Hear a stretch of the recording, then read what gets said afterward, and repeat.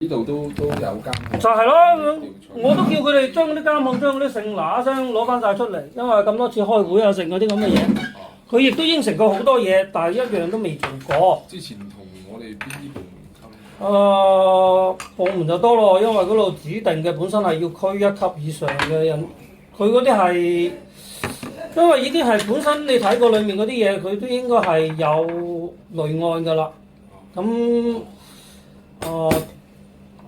應該係濱江街道啊，處理過嗰單嘢係，嗰啲文件裏面有寫㗎，你去睇睇。而且你睇個現場同唔睇現場嘅分別唔大，因為寫嗰啲嘢已經係有咗有個時間線對比，而且你哋街道本身係2020年啊前後同埋2023年前後，佢都做過嗰個第一期、第二期嗰個微改造工程啊。佢改造工程前後，佢都要有嗰個照片留底啊嗰啲嘢，因為嗰啲完工之後嗰啲嘢啊剩，你哋都有啦，一對比就睇到㗎啦。佢嗰間屋，佢嗰間屋仔，佢開嗰個門口係幾大，存唔存在呢啲嘢已經一對比就有㗎啦。嗰啲嘢唔需要話我再講乜。因為琴日咧，之所以點解？而且仲有一樣嘢咧，就係我要求嘅嘢，因為呢啲都係便民工程嚟嘅。你話停車場好咩好？呢啲本身就係一個便民工程嚟㗎啦。咁一直都有咧個停車場啊，其實嗰個停車場一直都冇，一直都係違規嘅。但係你哋唔可以處理係你哋嘅問題。即係佢。而且停車場，問咗琴日。你唔需要問邊個，我同你講完先。停車場呢樣嘢係便民工程嚟嘅，係即係你去申請合法合規，佢係可以批嘅，批咗而且係個程序係好便捷嘅啫。但係呢個停車場佢完全係唔合法唔合規，係申請唔到個合法資質。你係違規喺度，你發俾我嗰張相已經睇到啦。上年嘅文松之星。如果你一攞開嗰兩部車，你就睇到佢下面嘅下水道係點個樣，又冇清理又冇剩，而且係停車場裡面嘅規定係唔可以喺檢收口上面有車位有剩各方面嘅嘢，人哋已經係清清楚楚個地面要求係點個樣，如果你符合要求嘅，你走去申請就得㗎啦。你符合要求符合性，你係合法嘅資質合法嘅成，你去申請就有㗎啦。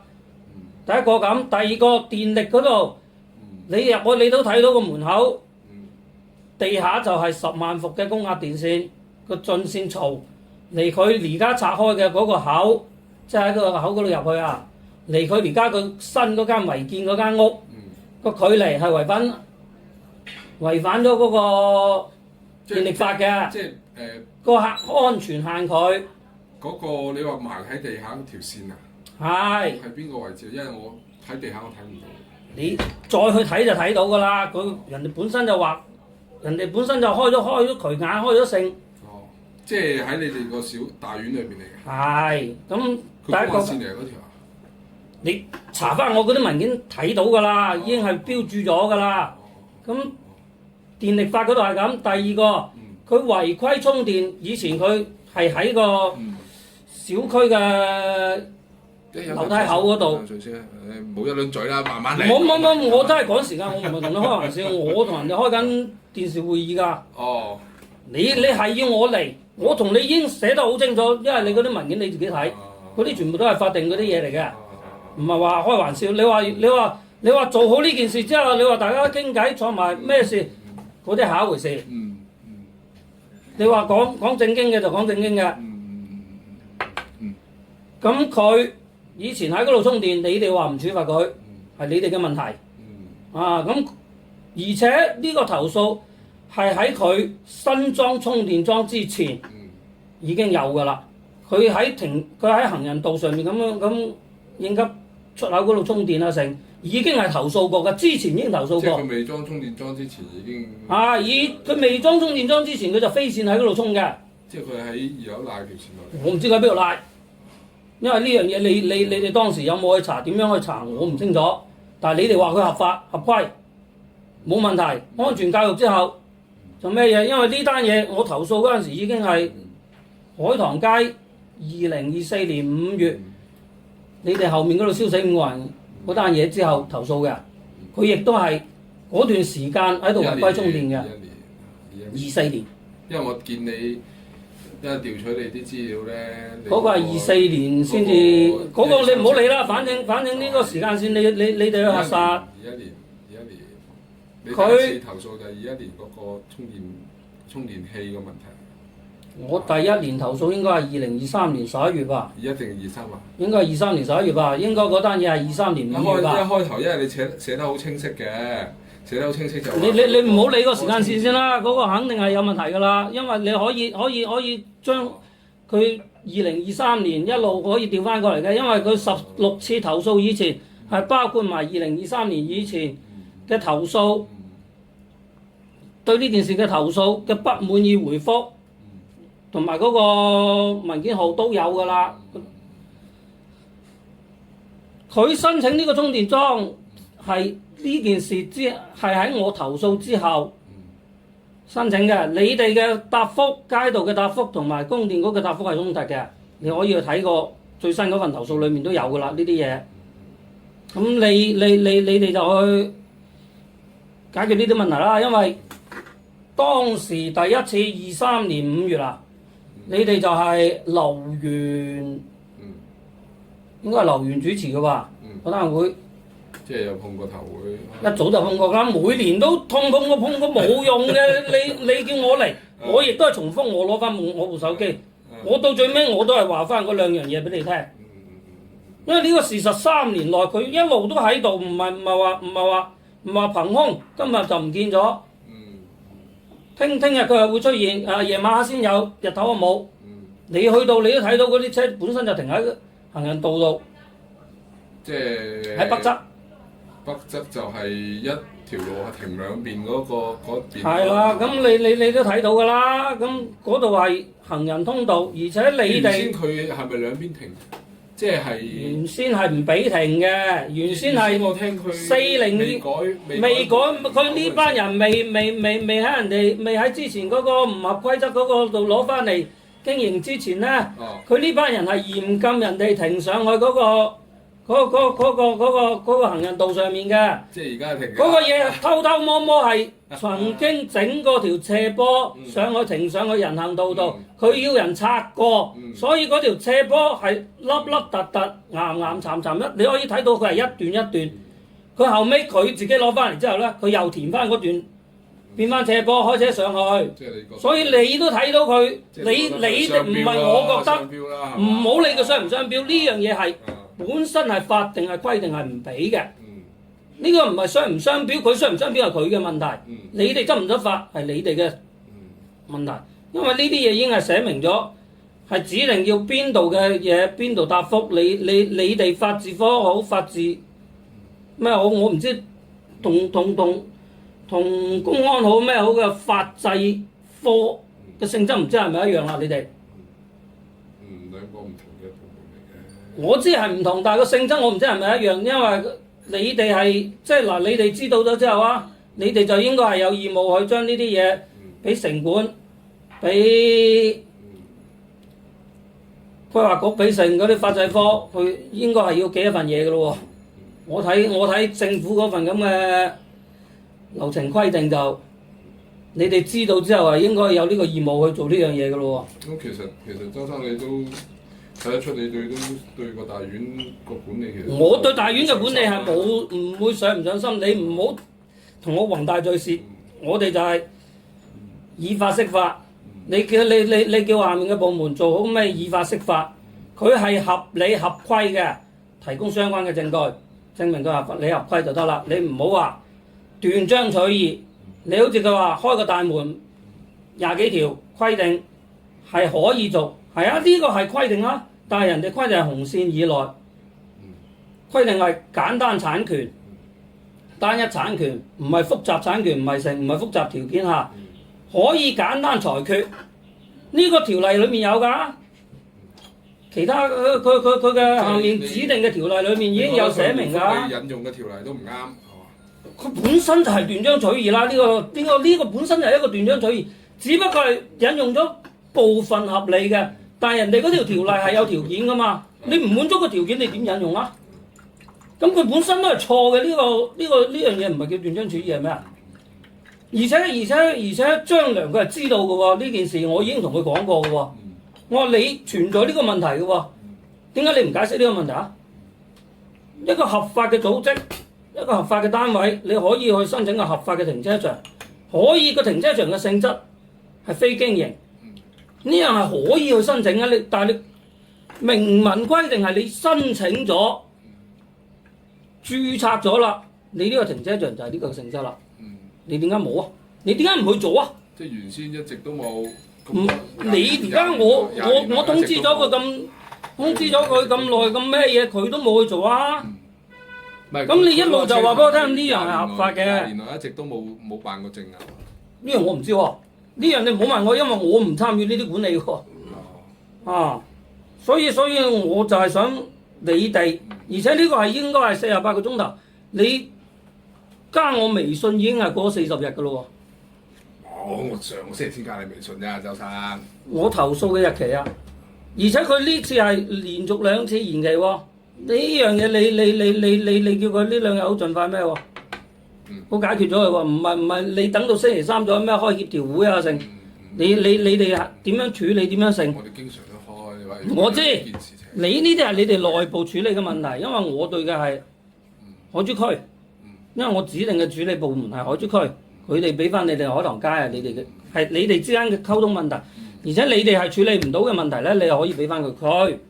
呢樣點樣操作點樣成我就唔清楚啦，因為呢啲係你哋內部政府內部嘅規例啊成，因為呢樣嘢指定消防96119係要求係48個鐘頭內，佢係要到現場要成要出具初步嘅判斷啊，初步嘅證明啊成，佢後繼點樣處理要幾長時間，呢樣係有流程有成㗎。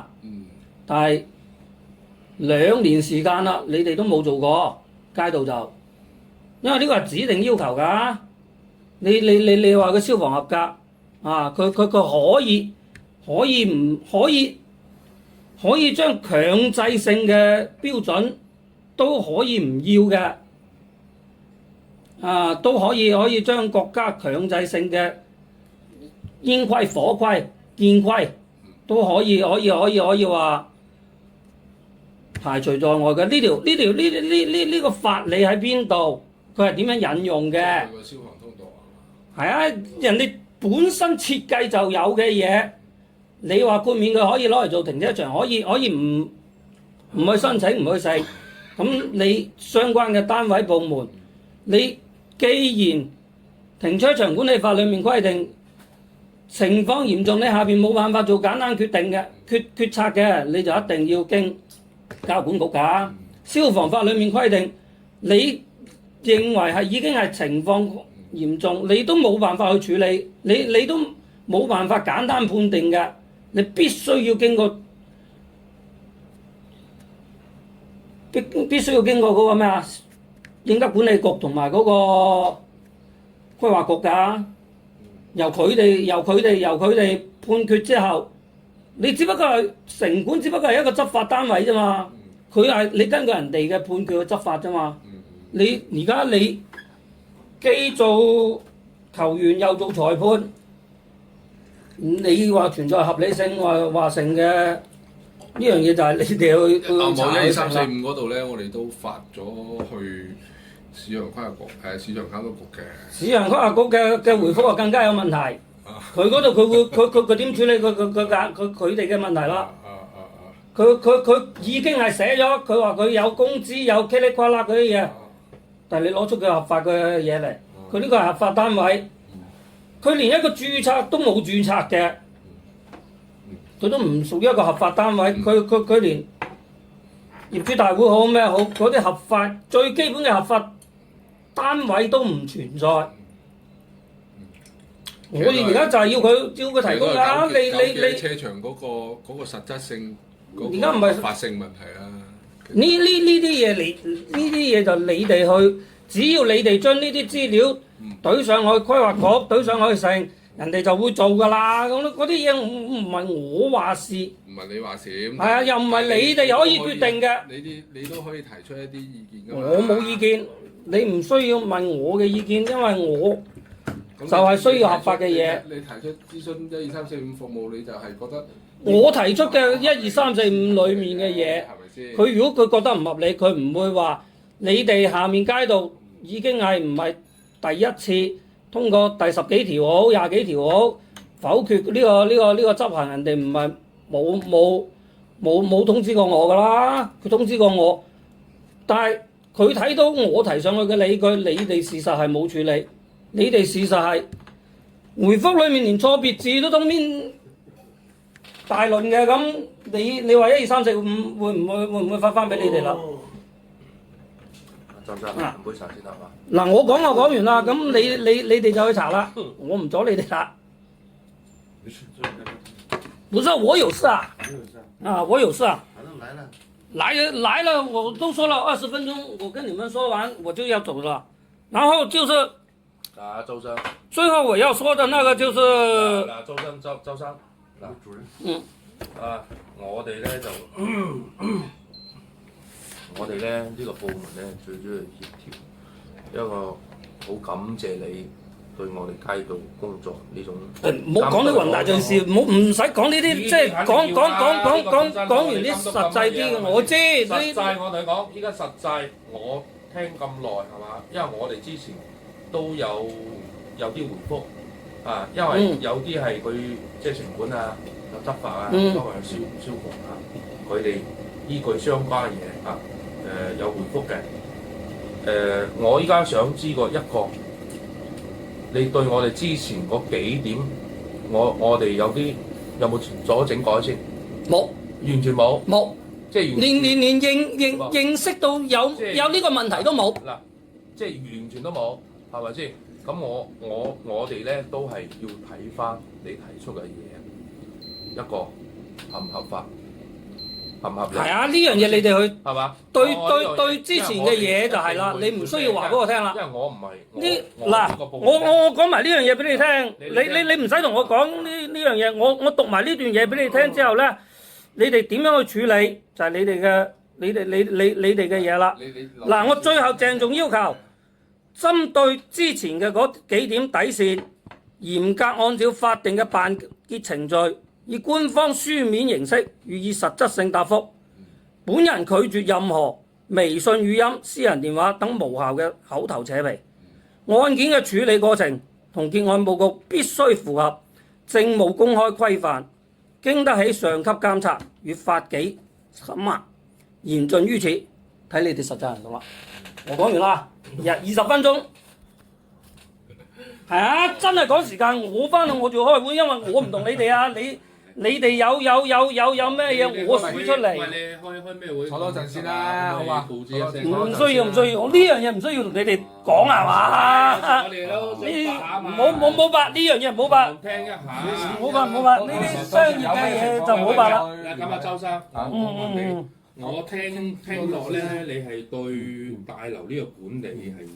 你唔好理嗰個主觀意見係乜嘢，反正我客觀嘅嘢嚟查，該係點處理就點處理佢。理解上咧，你應該係對呢個樓嘅管理係有啲。即係你哋係主觀覺得係咪？我唔係主觀。我哋講客觀嘅嘢，唔好講主觀嘅嘢，所以就係、我同你又冇冤有冇仇。我知，因為我哋係第一次見面。我憑咩要主觀咧？我憑我嘅觀。所以我仲啱先講嗰啲嘢，你就真係要佢哋按實質去查。如果你話成日咁樣咩口頭調動我啊，咩七時八多啊，因為呢啲嘢佢事實存在，你哋亦都睇過。呢啲嘢對翻前後嘅照片好，檔案資料好，就可以查得到噶啦，唔需要話佢之前合唔合規，一路延唔延續，佢唔合規，佢點解會攞？佢點樣去成？你點樣處理佢？呢樣係你哋嘅事，你哋行政單位執法部門佢去做嘅嘢係嘛？你可以追究翻佢幾廿年前嗰啲都得㗎。而且呢樣嘢你話如果我涉及到之前嘅利益好咩好，同樣可以追究我㗎嘛，冇問題㗎呢樣嘢，係咪？利益，我相信你同佢哋有冇利益關係嘅，純粹係一個你又喺度住。所以第一個消防安全問題呢度出咗事。